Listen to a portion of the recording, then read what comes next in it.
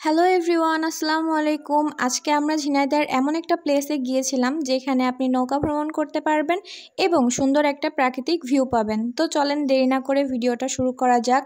আর হ্যাঁ, আপনি যদি আমাদের চ্যানেলে নতুন হয়ে থাকেন তাহলে প্লিজ ফলো করে রাখবেন নেক্সট ভিডিও দেখার জন্য। তো আমরা প্রায় দুপুর 3টার সময় বাসা থেকে রওনা দেই আমাদের গন্তব্যস্থানে যাওয়ার জন্য। প্রথমে আমরা চলে যাই ঝিনাইদহ সদর হসপিটালের সামনে। সেখান থেকে আমরা একটা রিক্সা নিয়ে রওনা হয়ে যাই আমাদের কাঙ্ক্ষিত প্লেসের উদ্দেশ্যে। আর হ্যাঁ, একটা কথা বলে রাখা ভালো, আপনারা যদি এই জায়গাতে আসতে চান তাহলে সদর হসপিটাল থেকে আপনার ভাড়া পড়বে 50 থেকে 70 টাকা, কিন্তু আপনাকে একটু বার্গেনিং করে আসতে হবে।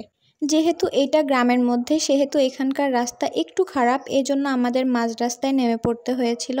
আর এখান থেকে গাড়ি পাওয়া একটু কষ্টসাধ্য, আপনারা চাইলে রিজার্ভ করে আসতে পারেন।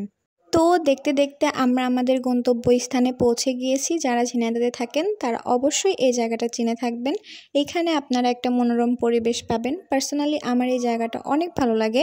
এটা হলো ঝিনাইদহের 100 বিঘা। তো আমরা কিছুটা সামনে গিয়েই দেখি ওইখানে নৌকা চালাচ্ছে একটা আঙ্কেল। কিছু লোক থাকার জন্য আমাদের একটু অপেক্ষা করতে হয়। অপেক্ষা করতে করতে আমার তো প্রচণ্ড খিদে পেয়ে গেছে, তো আমি একটু খেয়ে নিচ্ছিলাম।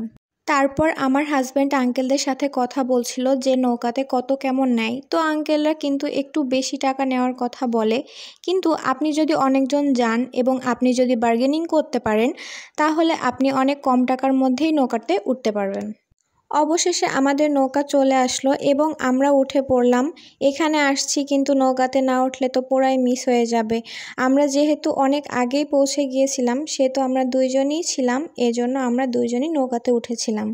নৌকাতে ওঠার পর চারিপাশের পরিবেশটা এত দারুণ লাগছিল যা আসলে ক্যামেরায় প্রকাশ করার মতো না। তারপর আমার হাজব্যান্ড একটু আঙ্কেলের সাথে গল্প করছিল। আমি আবার আঙ্কেলরে বললাম যে আঙ্কেল, আমি কি পানিতে পা দিতে পারবো কিনা, যেহেতু আমরা নৌকাতে দুইজন লোক ছিলাম। তো আঙ্কেল বলল দাও, কোনো সমস্যা নাই, বাট বেশি কাছে যাওয়ার দরকার নাই। এজন্য আমি একটু দূর থেকেই পা ভিজাচ্ছিলাম।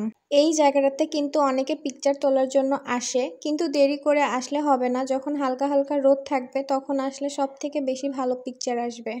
আমরা অনেকক্ষণ নৌকাতে ছিলাম, প্রায় 20 মিনিট মতো। আঙ্কেলদের বললে আরও একটু ঘোরাতো, কিন্তু যেহেতু সন্ধ্যা হয়ে যাচ্ছিল এই জন্য আমরা তাড়াতাড়ি নেমে পড়ি। এই ছিল আজকে আমাদের ছোট্ট একটা ট্যুর। কেমন হয়েছে সবাই কমেন্ট করে জানাবেন প্লিজ।